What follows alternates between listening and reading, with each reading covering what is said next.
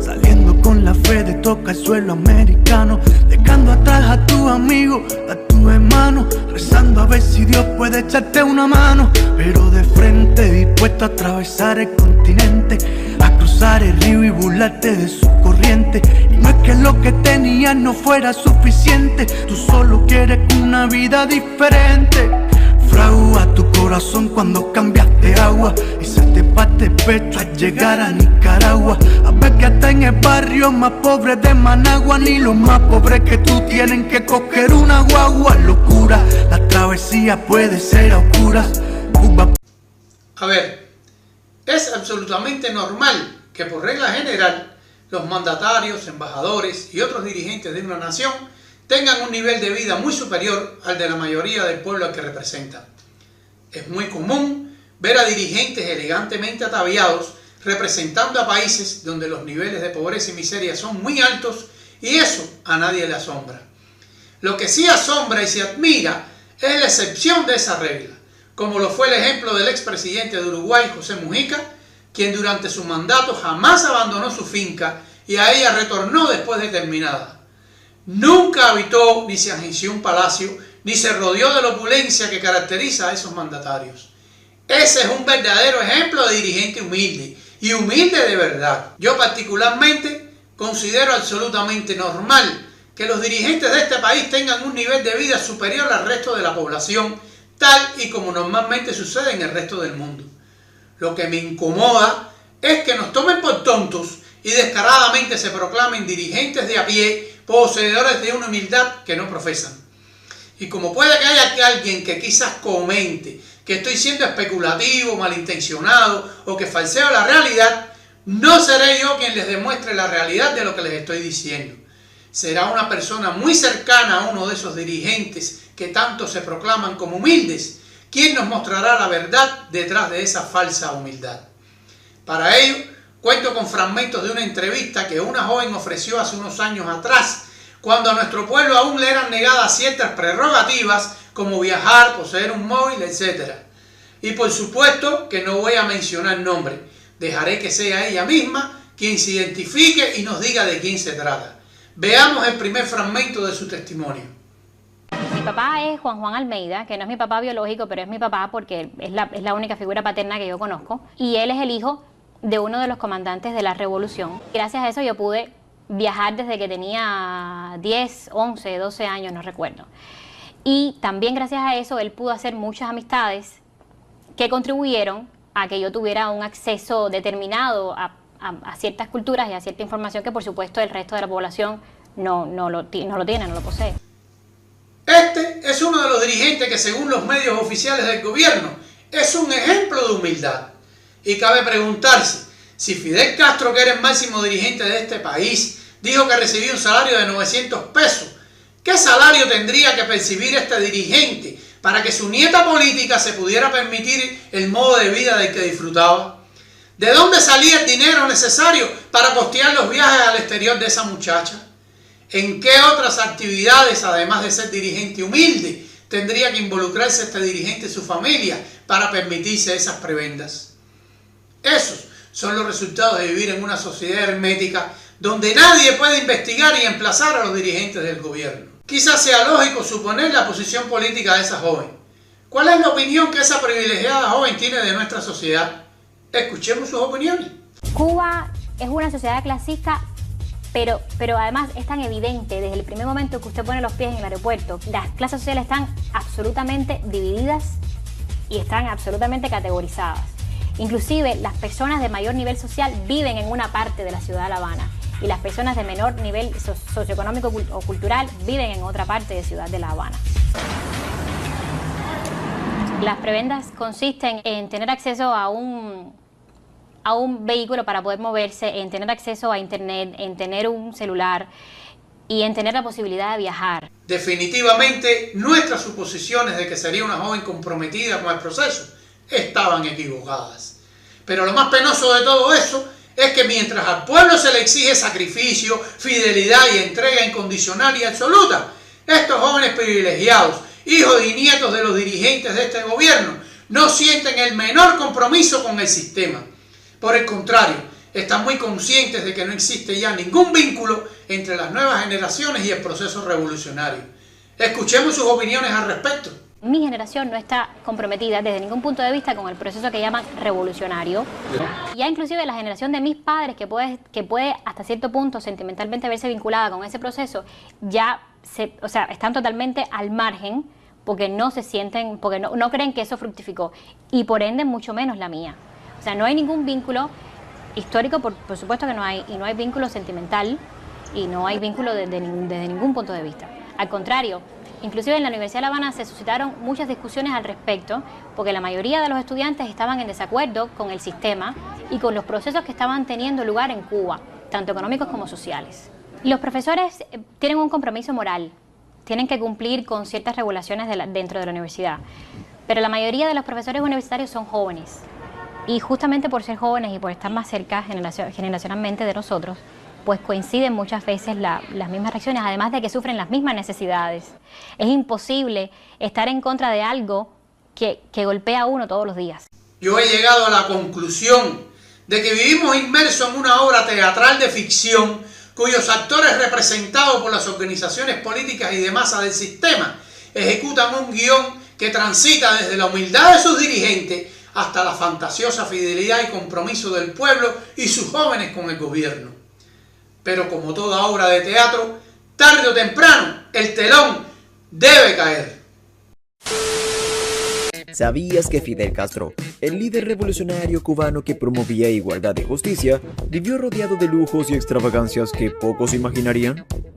Aunque en público defendía una vida austera y en contra del capitalismo, su vida privada contaba otra historia. Mansiones de millones de dólares, autos clásicos que desafiaban el embargo, relojes suizos y cenas con chefs de primera clase eran parte de su día a día. Pero eso no es todo. ¿Te imaginas los viajes exclusivos y su avión presidencial diseñado especialmente para él? Fidel Castro no se conformaba con una casa modesta, como tal vez uno imaginaría de un líder que promovía la igualdad. Su hogar principal estaba en un lujoso barrio de La Habana, Siboney. Esta zona es conocida en Cuba por su exclusividad, un lugar donde no cualquiera podía vivir. ¿Te imaginas tener una mansión en un barrio así?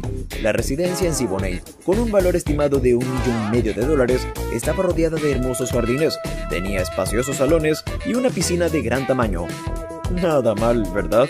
Parecía que el comandante tenía gustos bastante refinados para alguien que hablaba de los sacrificios del pueblo cubano. Y no se trataba solo de una propiedad.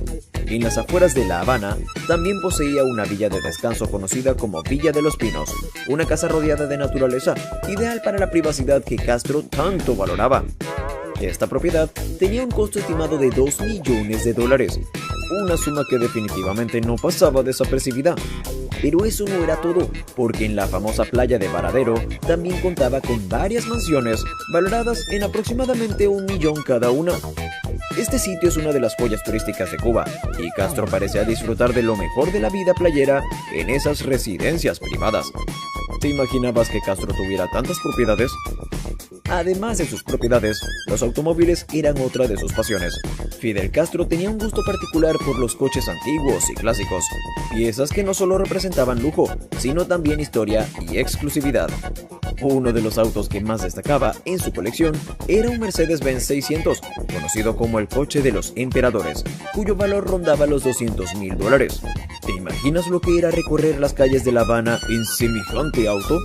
Un símbolo de estatus que distaba mucho del discurso de modestia que predicaba públicamente. Pero no se limitaba a este modelo de auto. También poseía varios Cadillac de los años 50, vehículos americanos que eran sinónimo de lujo y estilo en su época, y que a pesar del embargo de Estados Unidos, Castro logró conservar y mantener. Estos autos representaban una curiosa mezcla entre su rechazo a Estados Unidos y su aprecio por sus bienes de lujo. Además, se le conocía por tener algunos Chevrolet de 1956, cada uno con un valor estimado de $50,000. Increíble, ¿verdad?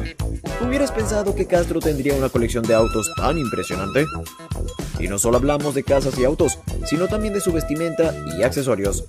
Aunque en sus apariciones públicas Castro solía llevar su icónico uniforme verde oliva, el cual se convirtió en un símbolo de su compromiso revolucionario, en ocasiones especiales optaba por trajes bien confeccionados que reflejaban un grado de sofisticación poco común para un líder comunista. Estos trajes, siempre acompañados de una camisa blanca y una corbata sencilla, creaban una imagen contrastante de Fidel. Es como si hubiera dos versiones de él, el guerrillero y el hombre que disfrutaba de la buena vida.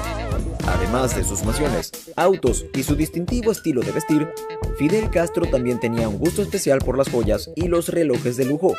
Aunque a primera vista uno podría pensar que este revolucionario no se preocuparía por tales detalles, la realidad es que, en más de una ocasión, se le vio luciendo costosos relojes de marcas reconocidas.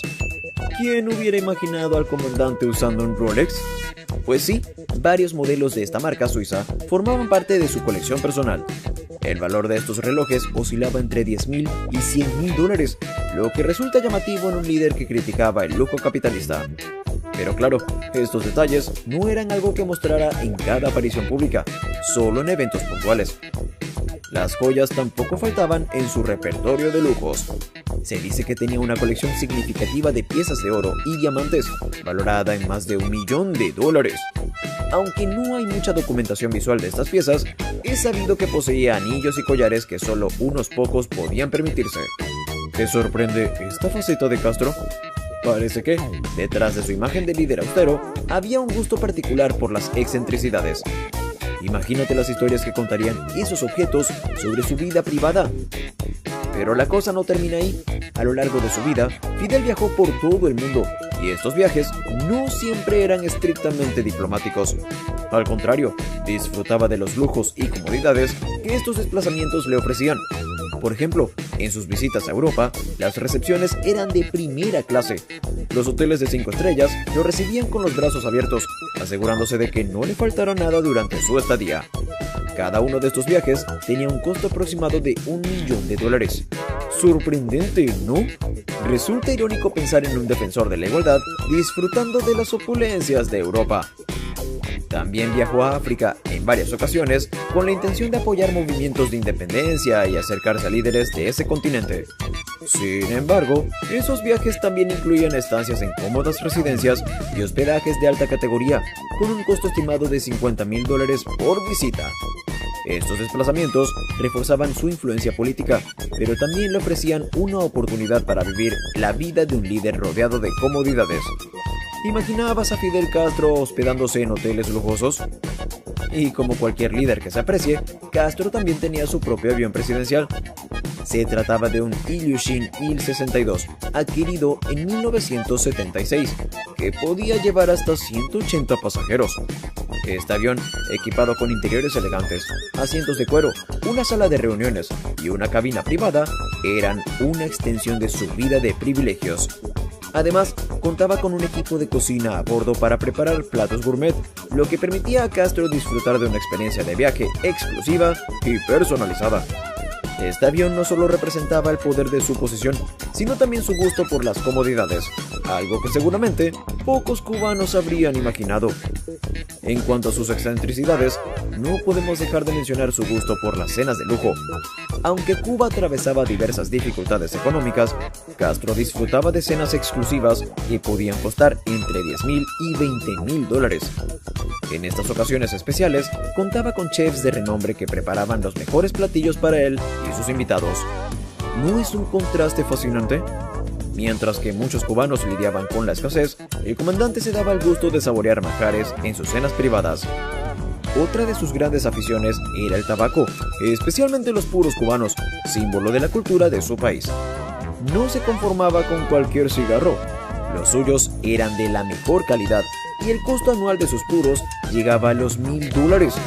Esto puede sonar insignificante para algunos, pero para la mayoría de los cubanos representaba un lujo inalcanzable.